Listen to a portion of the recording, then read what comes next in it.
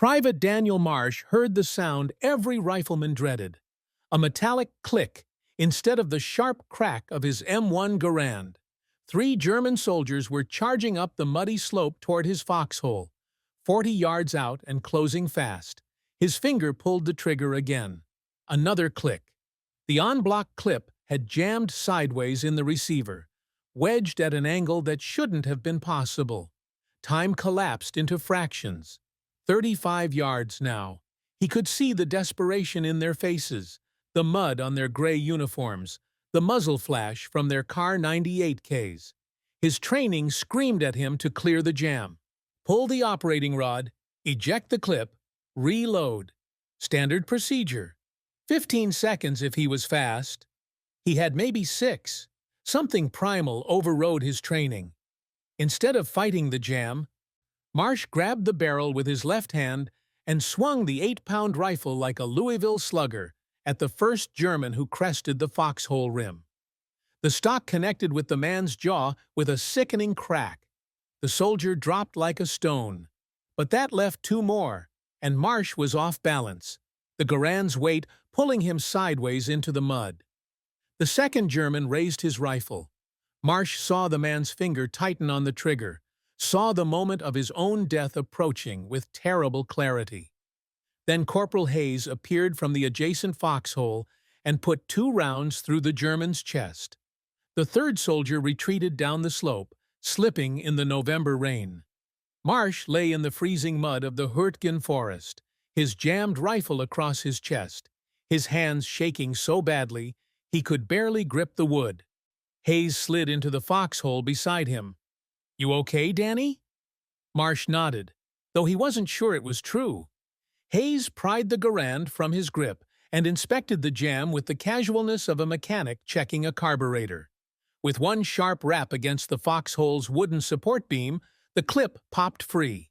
Hayes caught it midair, examined the bent feed lips, then tossed it into the mud. "Cheap contractor," Hayes muttered. "Third one this week. You check your clips before loading?" Marsh shook his head. He'd been too cold, too scared, too focused on the Germans filtering through the forest like ghosts in the fog. He'd grabbed ammunition from the dump without inspecting it, a rookie mistake that had nearly killed him. "Check every clip," Hayes said, sliding a fresh one into Marsh's receiver with a satisfying ping. "Every single one. And keep that rifle clean, even in this mud. Especially in this mud." Marsh took the rifle back, his hands still trembling. "What if it jams again?" Hayes looked at him with the eyes that had seen too many boys ask that same question. "Then you better get creative, kid. The Krauts won't wait for you to fix it." That night, while the rest of his squad tried to sleep in their waterlogged foxholes, Daniel Marsh sat under a tarp with a dim flashlight, inspecting every single clip in his ammunition pouch. And he began to wonder, what if the jam hadn't been just bad luck? What if it had been trying to teach him something? Daniel Marsh had fired his first rifle at age 7, a .22 single shot that his grandfather used for rabbits on their farm outside Tulsa. The old man had taught him to squeeze, not pull, to breathe out slowly, to respect the weapon and what it could do. By 14, Danny could hit a tin can at 100 yards 3 times out of 5, which his grandfather said was good enough for government work. He'd enlisted the day after his 18th birthday in March of 1944, driven less by patriotism than by the simple fact that the farm was failing and his father drank more than he plowed. The Army meant 3 meals a day and a purpose beyond watching Oklahoma dust blow across barren fields. Basic training at Fort Benning had been a rude awakening. The M1 Garand was nothing like his grandfather's simple .22. It was a semi-automatic beast that weighed 9.5 pounds loaded, kicked like a mule, and could fire 8 .30-06 rounds as fast as you could pull the trigger. The drill instructors loved the Garand with an almost religious fervor. "This rifle," Sergeant Kowalski had bellowed during their first day on the range, "is the finest battle implement ever devised. General Patton himself said so. It will keep you alive if you respect it. and it will get you killed if you don't. Marsh had respected it. He'd scored expert marksman at qualification, hitting 38 out of 40 targets at ranges from 100 to 500 yards. He'd learned to field strip the Garand blindfolded, to clear the common jams, to listen for the distinctive ping when the empty clip ejected. A sound that told you to reload or take cover, depending on how many Germans were watching. But nothing in training had prepared him for the Hürtgen Forest. They'd arrived in early November, replacements for the 28th Infantry Division, which had been chewed up in the dense woods and narrow fire breaks. The forest was a nightmare of mud, mines, and artillery trees bursts that sent shrapnel and wood splinters slicing through anything soft. The Germans fought for every yard, and they knew the terrain like the back of their hands. Marsh's squad, 9 men led by Staff Sergeant Powell, had been assigned to hold a small rise overlooking a logging road. Their orders were simple: stop any German movement through the sector. Don't retreat. Don't fail. For 3 days, it rained. The foxholes filled with icy water.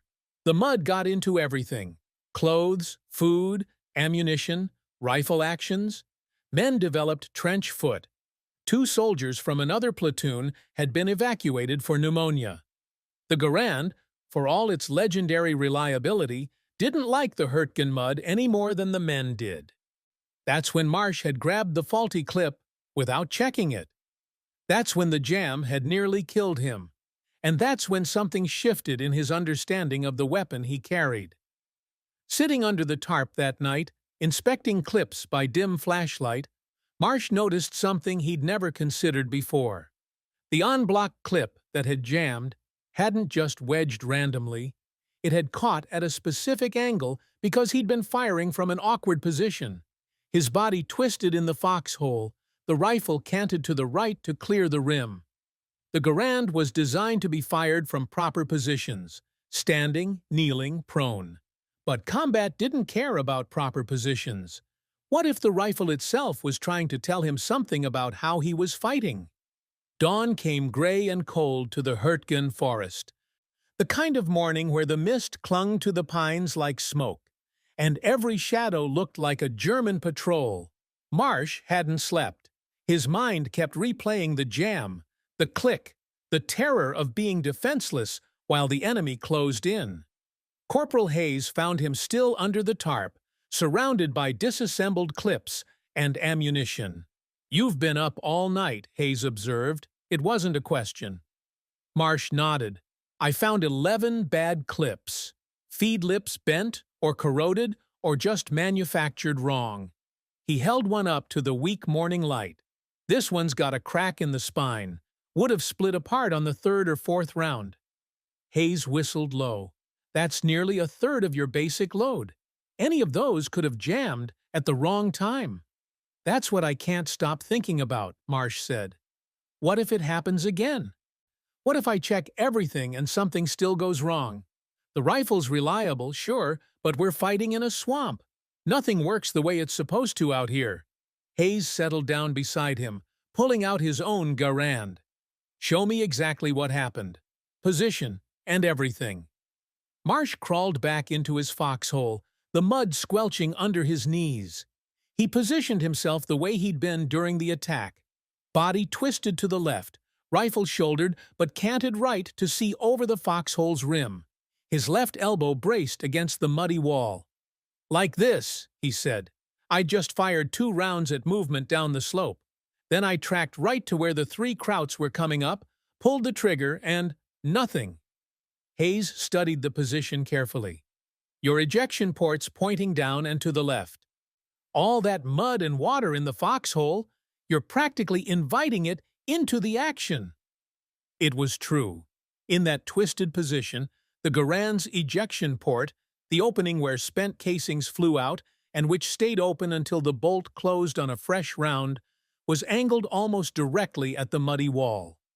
Marsh hadn't thought about it in the chaos of combat, but looking now, it seemed obvious. "Standard prone position keeps the ejection port up," Hayes continued. "Standing or kneeling, same thing.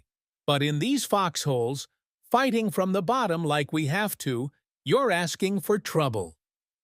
Marsh adjusted his position, trying to keep the rifle level while still maintaining cover. It was nearly impossible. The foxholes were too narrow, the rims too low for proper firing positions. They'd been dug in haste by men too tired to dig them properly, and now everyone was paying the price. "So what's the answer?" Marsh asked. "Dig better foxholes? We barely have time to eat, let alone redig every position." Hayes was quiet for a moment, thinking. Then he did something Marsh didn't expect. He smiled. "Maybe the answer isn't changing the foxhole," Hayes said. "Maybe it's changing how you shoot." He took Marsh's rifle and demonstrated, shifting his body so that his right side faced the enemy instead of his chest. The rifle came up in a sideways stance, almost like a duelist's position, with the ejection port now facing right and slightly up, away from the mud. "Try this," Hayes said, handing the Garand back. Marsh settled into the new position. It felt completely wrong, violated every instinct from training. But when he sighted down the barrel, he had a clear field of fire, and the ejection port was positioned where gravity and angle would send debris away from the action instead of into it. "It feels weird," Marsh admitted. "Weird's better than dead," Hayes replied. "Practice it. See if it works. And Danny, keep checking those clips." For the next 2 days, the forest was quiet, the kind of quiet that made men nervous. No German patrols, no artillery, just rain and mud, and the constant rustle of wind through shattered pines. Sergeant Powell used the lull to rotate men off the line for hot food and a few hours of real sleep in the battalion rest area, such as it was. Marsh stayed. He told Powell he wanted to improve his fighting position, which was true enough, though not complete. What he really wanted was time to experiment with what the jam had taught him. He practiced the sideways stance Hayes had shown him, running through dry-fire drills until the awkward position began to feel natural. Draw from low ready, rotate right shoulder forward, acquire target, squeeze. At first, his muscle memory fought him. 18 years of shooting conventionally didn't disappear in an afternoon, but gradually, repetition built new pathways. The real revelation came when he started live firing. The squad had been allocated 20 rounds per man for familiarization and 0 confirmation, a luxury in the ammunition-starved forest. Marsh used his allotment to test the sideways stance against actual targets. A fallen log at 50 yards, a helmet hung on a branch at 75, a white rock at 100. From the conventional stance, twisted in the foxhole with the ejection port angled down, he could hit the targets, but the rifle felt unbalanced. His left arm tired quickly from bracing against the foxhole wall. The position created tension through his shoulders that made the Garand's already substantial recoil even more punishing. But from the sideways stance, something unexpected happened. The rifle settled differently against his shoulder, distributing the recoil along the length of his collarbone instead of straight back into the pocket. The position was inherently more stable because his right leg could brace behind him while his left knee anchored forward, a triangulated stance that the foxhole's narrow confines actually supported rather than hindered. More importantly, he was faster. From conventional position to first aimed shot, roughly 4 seconds. From the sideways stance, under 3. The difference was in economy of movement. Less twisting, less adjustment. More direct path from ready position to firing position. Private Collins, pulling watch in the next foxhole, noticed Marsh's unconventional practice. "The hell are you doing, Danny? You look like you're trying to duel somebody." "Maybe I am," Marsh replied, squeezing off another round. The 30-06 barked, and the white rock skipped away down the slope. "Quick draw for riflemen." Collins laughed.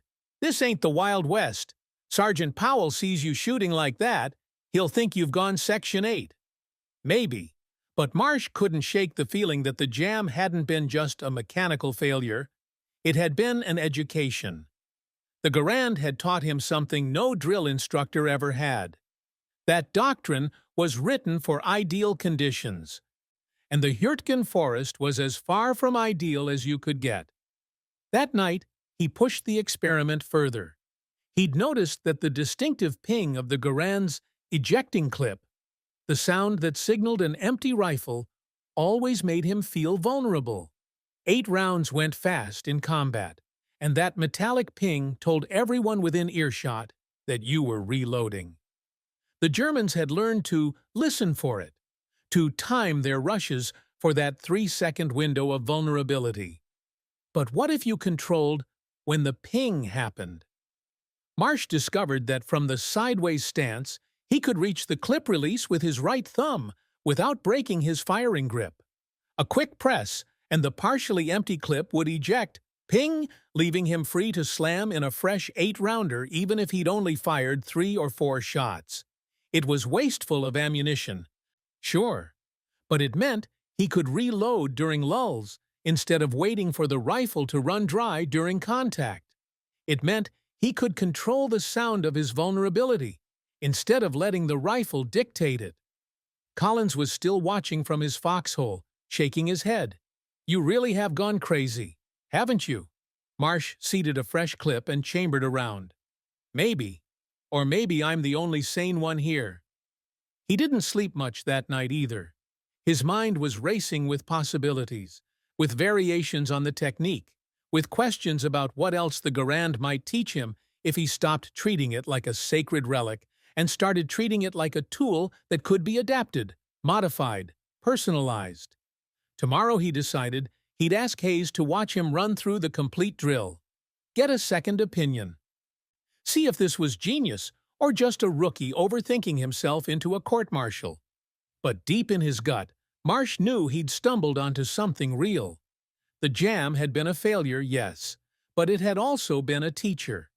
And in the Hürtgen Forest, where men died from sticking too rigidly to doctrine, maybe a little unorthodox thinking was exactly what kept you alive. Corporal Hayes watched Marsh run through the drill for the 5th time, his weathered face unreadable. They were in a small clearing behind the line, far enough from the front that the sound of rifle fire wouldn't draw German artillery, close enough that they could get back to their positions in under 2 minutes if things went wrong. "Again," Hayes said. "Faster this time." Marsh settled into his modified stance, right shoulder forward, body angled, rifle held at low ready across his body. At Hayes's signal, he pivoted, brought the Garand up, acquired the target, a ration tin balanced on a stump 30 yards out, and fired. The tin spun away. 2 seconds flat. "Reload," Hayes commanded. Marsh's right thumb hit the clip release. The half-empty clip ejected with its telltale ping, and in one fluid motion, he'd drawn a fresh clip from his bandolier and slammed it home. The bolt snapped forward, chambering around. 3 seconds, maybe less. Hayes grunted. "Not bad, but in combat, you'll be slower. Fear adds weight to everything." "I know," Marsh said. He'd already thought about that, had practiced the drill while exhausted, while shivering from cold, while his hands were numb and clumsy. The times got worse, sure, but the muscle memory stayed consistent. That was what mattered. "Show me the transition," Hayes said. "From conventional to your sideways stance, like you'd do if you were caught in between." Marsh dropped into a standard prone position behind a fallen log, rifle shouldered conventionally. On Hayes's signal, he rolled right, pivoted his hips, and transitioned into the sideways stance without breaking his sight picture. 4 seconds. Sloppy, but functional. Hayes nodded slowly. "It's unorthodox as hell, Danny. You know that, right? This isn't what they teach at Benning." "Fort Benning doesn't have the Hürtgen Forest," Marsh replied. "True enough." Hayes lit a cigarette, his eyes distant. "I've seen men try to adapt before. Most of the time, they're just panicking, making changes because they're scared and grasping at anything. But you've thought this through. You've practiced it. That counts for something. But Marsh could hear the reservation in Hayes's voice. But the squad needs to know what you're doing. If Powell or the others see you shooting like a gunfighter in the middle of a firefight, they might think you've frozen up or lost it. Unpredictability gets people killed, even if your intentions are good. Marsh hadn't considered that. In his focus on perfecting the technique, he'd forgotten that combat was a team effort. His squad needed to trust him, and trust came from predictability, from knowing that every man would do what he was trained to do. "So what do I do?" Marsh asked. "Go back to the standard way and hope my rifle doesn't jam again?" Hayes took a long drag on his cigarette. "No, you show them. You explain it, and you let Powell decide if it's worth the risk." "But Danny, you'd better be damn sure this works before you stake your reputation on it. Because if you're wrong, if this gets someone killed, that's on you." The weight of that settled on Marsh's shoulders like a rucksack full of stones. He'd been thinking about survival, his own survival. But Hayes was right. Innovation in combat wasn't just about personal advantage. It was about whether your idea made the whole squad stronger or just made you an unpredictable liability. That evening, Marsh approached Sergeant Powell in the command foxhole. Powell was a wiry man from West Virginia, 32 years old, which made him ancient by infantry standards. He'd survived North Africa and Sicily, and the rumor was he'd refused 3 opportunities for a desk job because he didn't trust anyone else to keep his boys alive. "Sergeant," Marsh began, suddenly feeling very young and very foolish, "I'd like permission to demonstrate a modified firing technique." Powell looked up from the map he'd been studying. "Modified how?" Marsh explained the jam, the sideways stance, the controlled reload. Powell listened without interrupting, his face giving nothing away. When Marsh finished, the silence stretched for a long moment. "You're asking permission to ignore your training," Powell finally said. "No, Sergeant, I'm asking permission to adapt it." Another silence. Then Powell folded his map and stood. "Show me. And it better not be some cowboy nonsense." Marsh demonstrated the drill in the fading light. The stance, the speed, the reload, the transition.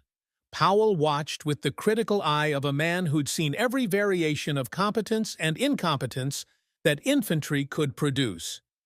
When Marsh finished, Powell walked a slow circle around him, thinking. "It's fast," Powell admitted, "and I can see how it'd work in these damn foxholes, but fast doesn't mean effective. I need to see you hit targets under pressure, not just punch holes in tin cans when you're calm." "Yes, Sergeant." "Tomorrow morning," Powell continued, "you'll demonstrate this for the squad. If they're convinced, and if you can prove it works under stress, I'll allow it. But Private Marsh, if this fails, if it compromises our position even once, you go back to standard. Understood?" "Understood, Sergeant." That night, Marsh lay in his foxhole, staring up at the black canopy of shattered pines, doubt creeping in for the first time. What if he was wrong? What if the jam had just been bad luck? And he'd built an entire mythology around a random mechanical failure? What if his unorthodox technique got someone killed? But then he remembered the feeling of helplessness when the rifle clicked empty, the terror of being defenseless. And he knew that even if he was wrong, even if this ended in humiliation, trying something was better than waiting to die conventionally. Morning came with frost on the foxhole rims, and breath pluming white in the bitter air. Sergeant Powell had assembled the squad in the clearing behind the line. 7 men, all of them looking at Marsh with varying degrees of curiosity and skepticism. Corporal Hayes stood off to the side, arms crossed, his expression neutral. "Private Marsh has developed a modified firing technique," Powell announced without preamble. "He's going to demonstrate it, and then we're going to discuss whether it has merit or whether it's just going to get him killed. Pay attention." Marsh felt the weight of their eyes on him.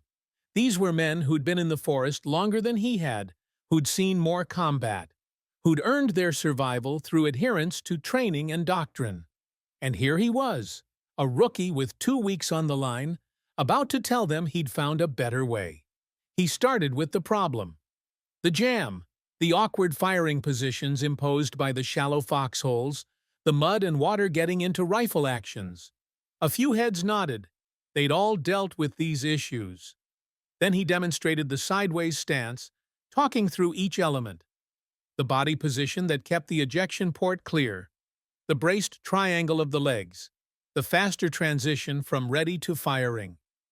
He ran through it slowly, then at speed, then showed the controlled reload. "Questions so far?" Powell asked. Private Kowalski, a thick-shouldered farm boy from Minnesota, raised his hand. "Looks fast, but what about accuracy? We're not shooting from the hip here." "Fair question," Marsh acknowledged. He'd set up targets at 25, 50, and 75 yards, realistic engagement distances for the forest. "I'll engage each target from both conventional prone and the modified stance. Someone want to time me?" Hayes pulled out a stopwatch he'd borrowed from the platoon sergeant. Marsh settled into conventional prone position behind a log. At Powell's signal, he engaged all 3 targets in sequence. Acquire, breathe, squeeze. 3 shots, 3 hits. Hayes called out the time. 11 seconds. Then Marsh transitioned to his modified stance and repeated the drill. The sideways position felt natural now, grooved into his muscle memory. 3 shots, 3 hits. Hayes's voice. 8 seconds. A murmur went through the squad. 3 seconds faster, same accuracy. "Do it again," Powell said. "But this time, Collins is going to throw mud at you while you shoot. Welcome to the Hürtgen Forest." Collins grinned and scooped up a handful of the forest's ubiquitous mud. Marsh reset behind the log in conventional position. The moment he rose to fire, Collins flung mud that splattered across his face and chest. Marsh flinched, lost his sight picture, had to wipe his eyes before reacquiring the first target. By the time he finished engaging all 3, he'd taken 14 seconds and missed the 75-yard target entirely. "Now the other way," Powell said. Marsh shifted to the modified stance, body angled. This time, when Collins threw mud, most of it hit Marsh's right shoulder and side instead of his face, a consequence of the narrower profile he presented. He kept his sight picture, engaged all 3 targets. 9 seconds, all hits. The murmur was louder now. Even Kowalski looked impressed. But Private Donnelly, the squad's designated marksman and a former competitive shooter from Massachusetts, wasn't convinced. "It's fast for close work, sure, but what about precision? What if you need to make a 200-yard shot? That stance is going to kill your stability." "You're right," Marsh admitted. "This isn't for long-range work. For anything over 100 yards, conventional prone is still better. But how often are we making 200-yard shots in this forest? Most contacts are under 75 yards, and they're fast and dirty." Donnelly couldn't argue with that. The Hürtgen's dense vegetation rarely offered long sight lines. Sergeant Powell stepped forward. "Here's what concerns me: uniformity. If everyone in the squad shoots differently, we can't predict each other's fields of fire, can't coordinate movement. Marsh, I see the value in what you've developed, but I can't have 7 different techniques in one squad." Hayes spoke up for the first time. "Then make it 8 of the same technique." Everyone turned to look at him. "What if we all learned it?" Hayes continued. "Not as a replacement for conventional marksmanship, but as an additional tool. Something we can deploy when conditions favor it. Marsh is right that these foxholes are wrong for textbook-prone positions. Maybe the textbook needs an addendum." Powell considered this, his jaw working. "You're suggesting we retrain the entire squad on an unproven technique invented by a private with 2 weeks of combat experience." "I'm suggesting we learn from what works," Hayes replied evenly. Marsh isn't claiming he reinvented warfare. He found an adaptation that solves a specific problem we face every day. Seems worth exploring. The silence stretched.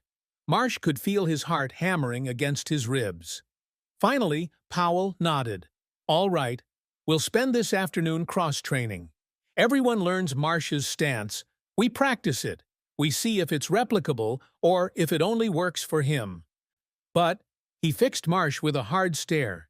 If this compromises our effectiveness, we scrap it immediately. This is a trial, not a doctrine change.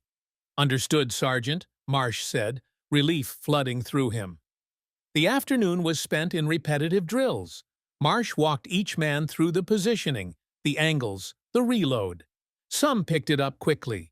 Hayes had it down in 20 minutes. Others struggled with the unfamiliar biomechanics. Kowalski kept wanting to square his shoulders. Donnelly couldn't break his competition shooting habits, but by evening, all 7 men could execute the basic technique, even if they weren't as fast or smooth as Marsh. It was a start. That night, Collins slid into Marsh's foxhole with a canteen of something that definitely wasn't water. "You did good today, Danny," he said, offering the canteen. "Took guts to stand up there in front of everybody." Marsh took a small sip. Moonshine, harsh and warming. "I'm just glad Powell didn't laugh me out of the squad." "Powell doesn't laugh," Collins said. "But between you and me, I think you impressed him. And that's harder than hitting targets." Maybe. But Marsh knew the real test wasn't a demonstration on a quiet morning. It was what happened when the Germans came again. When fear and chaos turned everything into confusion and violence. Then they'd find out if his innovation was brilliant or just a good way to die differently. The Germans came on the 4th day, just after dawn, when the mist was still thick enough to hide their approach. Marsh heard them before he saw them. The crack of branches, the wet sound of boots in mud, the whispered commands in a language he didn't understand but had learned to fear. "Contact front," Powell's voice called out, calm and steady. "Hold fire until you have targets." Marsh settled into his modified stance, the Garand's familiar weight reassuring against his shoulder. The ejection port pointed right and slightly up, away from the mud pooled at the bottom of his foxhole. His breathing slowed. His finger rested along the trigger guard, not on the trigger itself. Not yet. The first German materialized from the mist like a ghost, 30 yards out, moving carefully between the trees, his Kar 98K sweeping for targets. Behind him, more shapes moved in the gray morning. At least a squad, maybe more. "Fire!" Powell commanded. The forest erupted. Marsh acquired the first German, led him slightly to account for movement, and squeezed. The Garand barked, and the soldier went down. Marsh was already tracking to the second target, no pause, no hesitation. The sideways stance kept his sight picture stable through the recoil. Another squeeze, another soldier down. The Germans returned fire, muzzle flashes sparking in the mist. Rounds cracked overhead and thudded into trees. Bark and wood splinters filled the air. Marsh heard someone scream, couldn't tell if it was American or German, and forced himself to focus on the next target. His Garand pinged empty. Without thinking, his right thumb hit the clip release, ejecting the empty clip early just as he'd practiced. The distinctive metallic sound rang out. Immediately, 2 Germans rushed his position, thinking he was vulnerable during the reload. But Marsh already had a fresh clip in his hand. He slammed it home. The bolt snapped forward, and he put 2 rounds into the first German before the man had covered 10 yards. The second German dove for cover behind a fallen log. "Frag out!" Hayes yelled from the adjacent foxhole. A grenade arced through the air and detonated behind the log with a muffled crump. The German didn't get back up. The firefight lasted maybe 4 minutes, though it felt like hours. When the survivors retreated back into the mist, 3 American rifles and 1 BAR had put down at least 8 Germans without taking a single casualty. Marsh was shaking, adrenaline making his hands clumsy as he reloaded. His ears rang from the gunfire. His foxhole stank of cordite and mud and fear. "Cease fire," Powell ordered. "Conserve ammunition. Stay alert for a second wave." But the second wave never came. The Germans had probed the American line, found it harder than expected, and withdrawn. Standard tactics for the grinding warfare of the Hürtgen. An hour later, when the tension had bled out enough for men to breathe normally again, Powell made his rounds to each foxhole, checking on his squad. When he reached Marsh, the sergeant studied him for a long moment. "You did good, Private. Stayed calm, executed your technique, got results. That controlled reload, using the ping to bait them into rushing, was smart thinking." Marsh nodded, not trusting his voice. "But I need to know," Powell continued, "was it training or was it luck? Because we can repeat training. We can't repeat luck." "Training, Sergeant," Marsh managed. "The stance worked exactly like it did in practice. Maybe even better under stress." Powell nodded slowly. "Hayes told me the same thing. Said your modification made the difference in his field of fire, too. Let him transition faster between targets. I'm inclined to agree." From his foxhole, Kowalski called out, "Sergeant, I used Danny's stance too. Worked like he said. Faster, more stable in this damn hole. Killed 2 krauts I might have missed otherwise." Around the line, other voices chimed in. Donnelly confirmed. Collins confirmed. Even skeptical Private Talbot admitted the technique had merit in close quarters. Powell looked at Marsh with something that might have been respect. "Looks like your jam taught more than just you a lesson, Private. From here on, the modified stance is optional, but encouraged for close-range engagements. We'll keep practicing it when we can. It wasn't official doctrine, but it was acceptance. Validation. Proof that the desperate adaptation born from a jammed rifle had real combat value. That night, word spread beyond Marsh's squad. Men from other platoons stopped by during lulls, asking about the Marsh technique or the Hürtgen stance. Some were genuinely curious. Others were skeptical but willing to learn. A few dismissed it as rookie luck that wouldn't last. Private First Class DeMarco from 2nd Platoon was particularly interested. He'd lost his brother to a rifle jam 2 weeks earlier. The Garand had choked on mud at the worst possible moment, and by the time DeMarco's brother cleared it, a German machine gun had found him. "Show me everything," DeMarco said, his voice tight with old grief and new determination. "I don't want anyone else dying because their rifle failed them." So Marsh taught him the stance, the controlled reload, the awareness of where the ejection port pointed. Taught him to think of the Garand not as an infallible tool, but as a partner that needed understanding and adaptation. By the end of the week, Marsh had trained men from 4 different squads. The technique spread organically, soldier to soldier, foxhole to foxhole. No official memo, no manual update, just riflemen sharing knowledge that kept them alive. Lieutenant Morrison, the platoon leader, observed one of these informal training sessions with an expression caught between amusement and exasperation.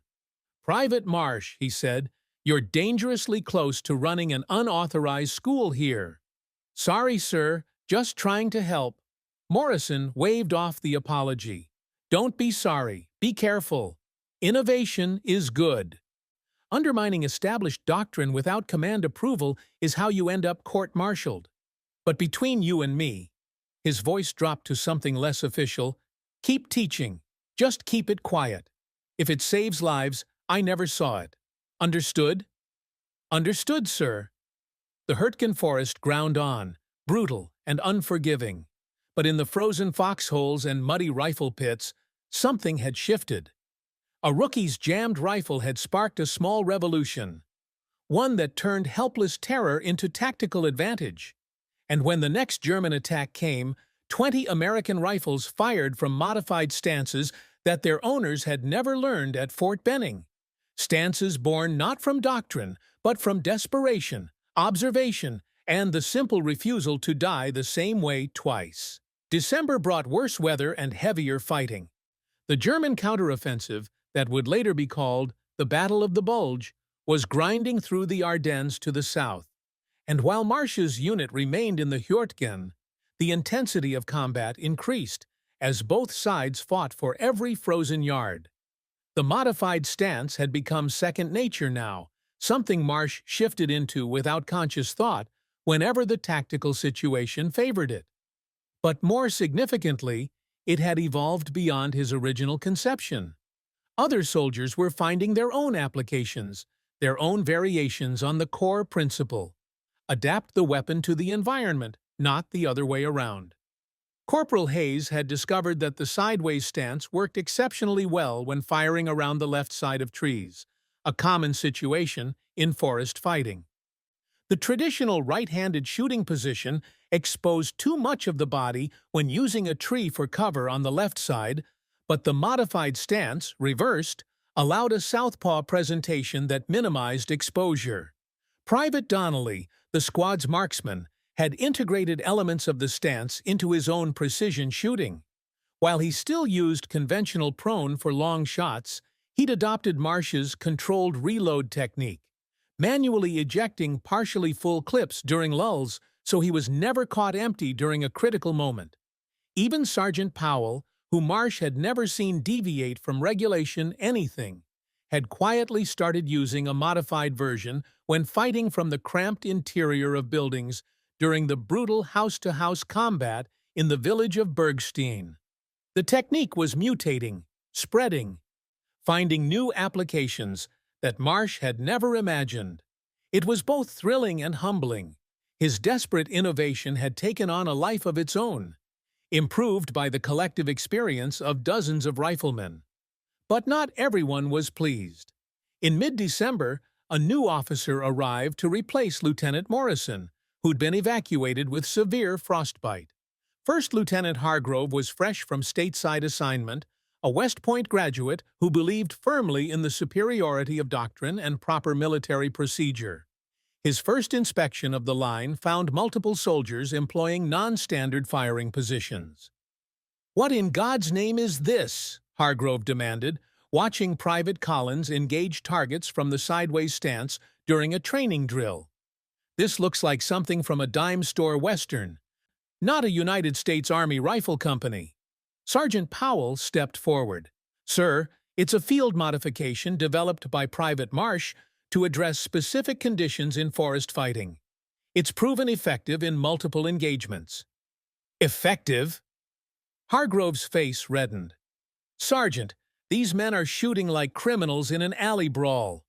The M1 Garand manual specifies exactly 4 approved firing positions: standing, kneeling, sitting, and prone. What I'm seeing is none of those. With respect, sir, the manual was written for parade grounds and rifle ranges, not for fighting from muddy foxholes in a forest where visibility is 30 yards and every position is wrong." Hargrove's expression hardened. The manual was written by men with considerably more experience than a private with barely a month of combat. "I want this nonsense stopped immediately. All men will return to standard firing positions. That's an order." A heavy silence fell over the squad. Marsh felt his stomach drop. After everything, the practice, the validation, the lives the technique had helped save, it was being dismissed by an officer who'd never fired a shot in anger. Powell's jaw tightened, but he said only, "Yes, sir." That night, the squad gathered in a covered dugout that served as their informal meeting space. The mood was dark. "Hargrove's going to get us killed," Kowalski said bluntly. "We go back to shooting by the book. We're slower, less stable, and our rifles are going to jam more in these conditions." "Maybe we just keep doing it anyway," Collins suggested. "What's he going to do, court-martial all of us?" "Yes," Powell said flatly. "He absolutely would. And he'd be within his rights. We've been operating in a gray area, using field expedients to justify deviation from doctrine. But now we have a commanding officer who's explicitly ordered us to stop. If we disobey, that's insubordination.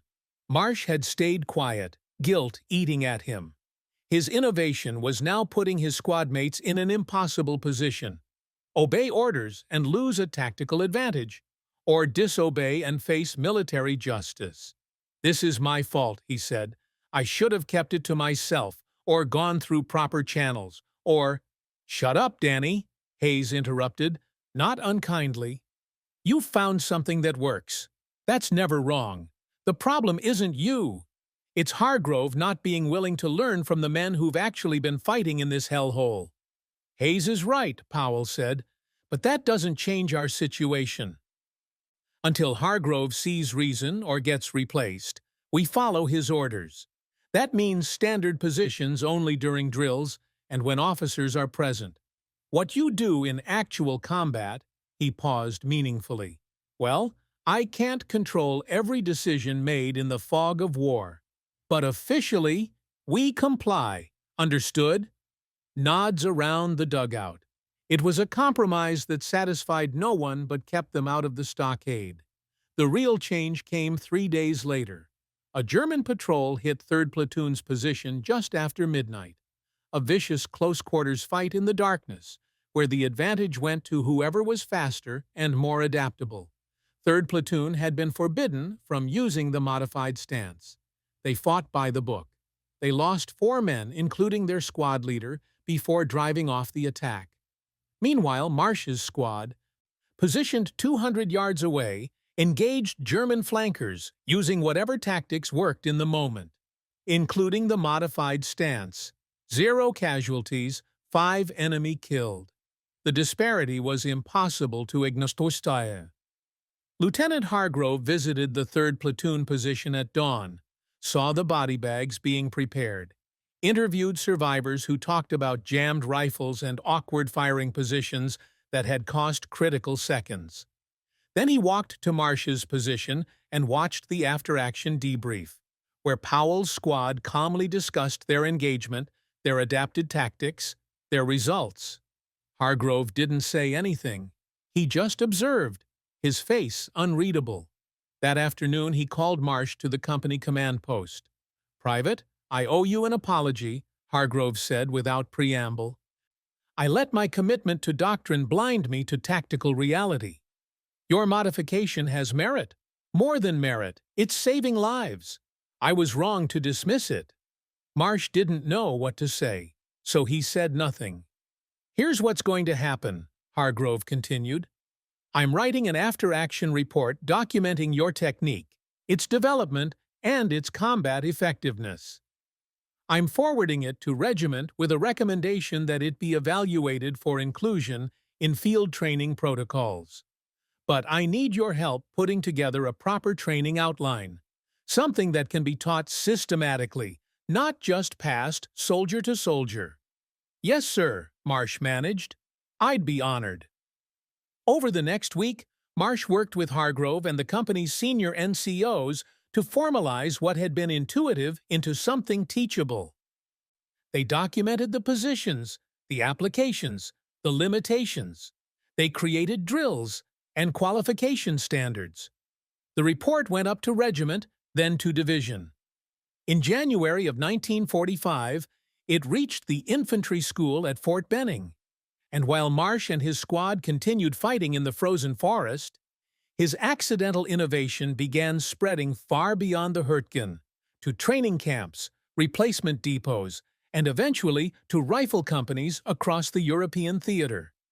A jammed rifle had taught a lesson, but it was the willingness of soldiers and officers to learn, adapt, and share that turned one private's desperation into doctrine. The war in Europe ended on May 8, 1945. Private Daniel Marsh, by then promoted to sergeant, was in a small German town whose name he never quite learned how to pronounce, drinking liberated beer with what remained of his original squad and trying to process the fact that he'd survived. Of the 9 men who'd been in the squad that November day, when his rifle jammed, 5 had made it to VE Day.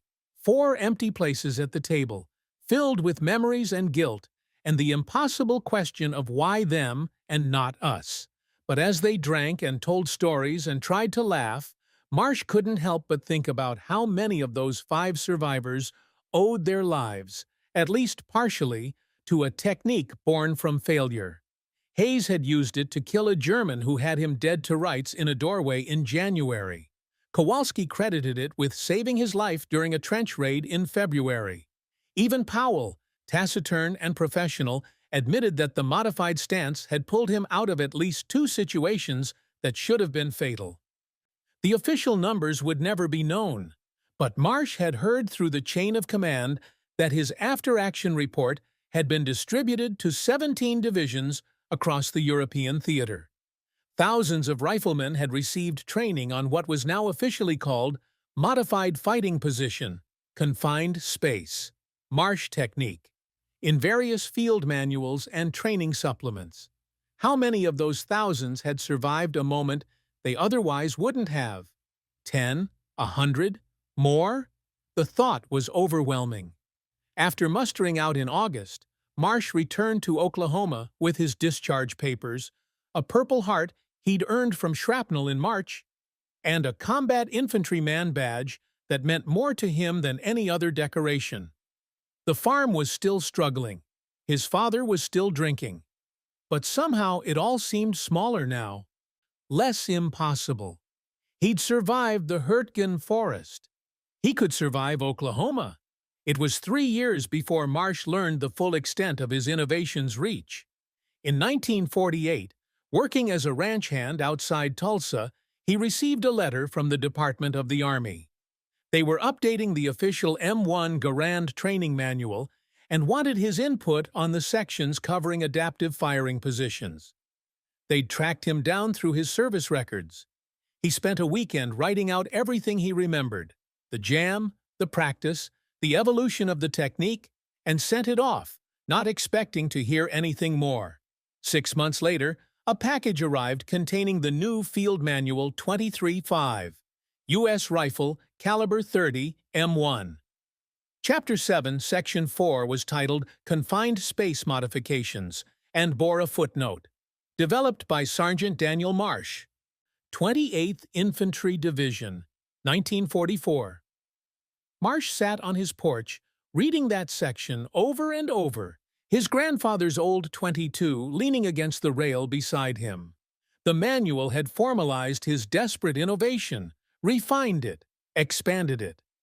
Future soldiers would learn it as standard training, never knowing it had been born from terror and mud and a rifle that failed at the worst possible moment. That footnote was his legacy. But the real legacy came years later, in 1967, when Marsh was 51 years old and managing a small gun shop in Tulsa.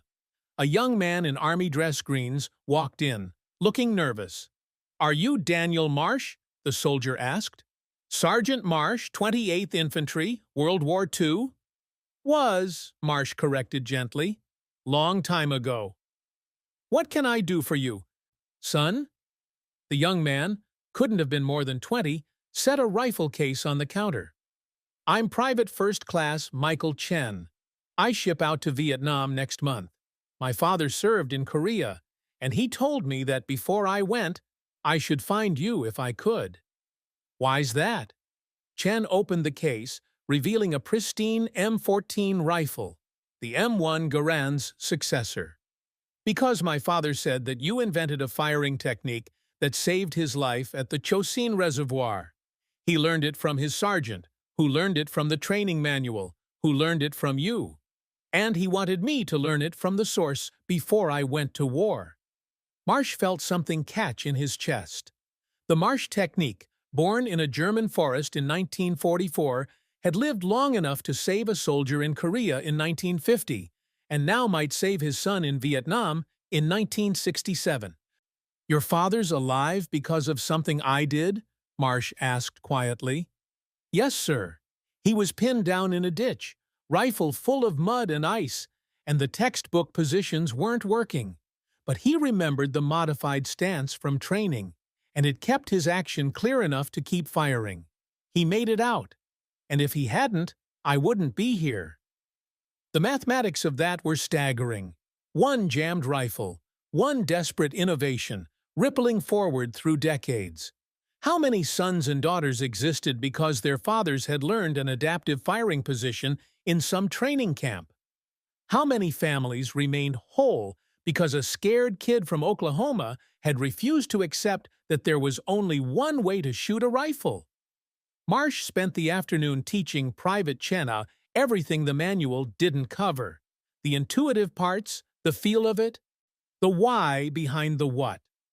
He told him about the Hürtgen Forest, about Corporal Hayes and Sergeant Powell and all the men who'd helped refine a rough idea into something teachable. And he told him about the jam, about the click of death and the terror of helplessness, and the simple truth that had driven everything since. When doctrine fails, adaptation survives. Chenna shipped out to Vietnam with a technique that was already 23 years old, taught by a man who'd invented it in desperation and never imagined it would outlive the war that birthed it. Marsh never knew if Chenna made it home. He liked to think he did.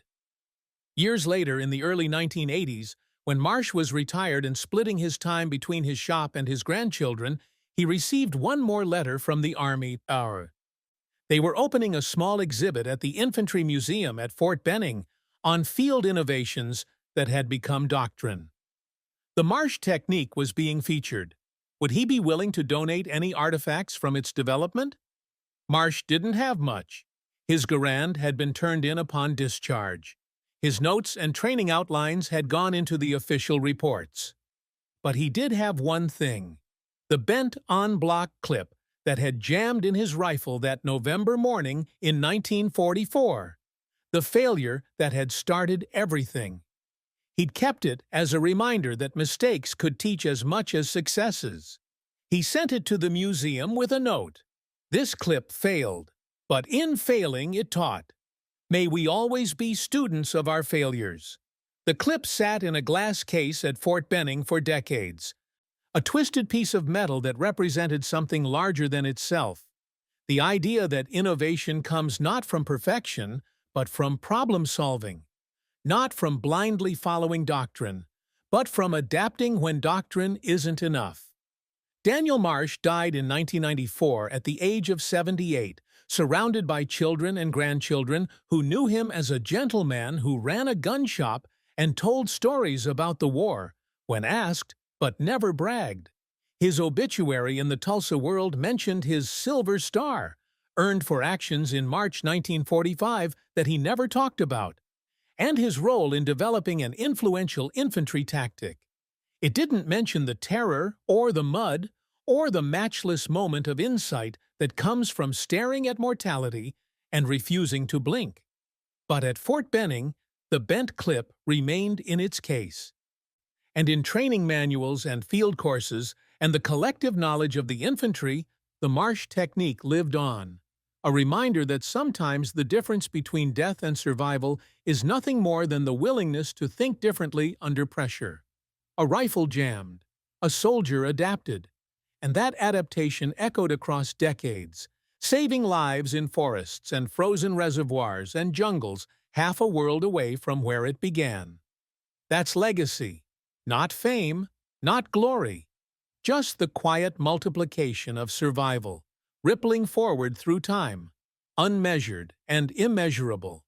And it all started with a click when there should have been a bang, and a rookie who refused to accept that as the end of the story. The end.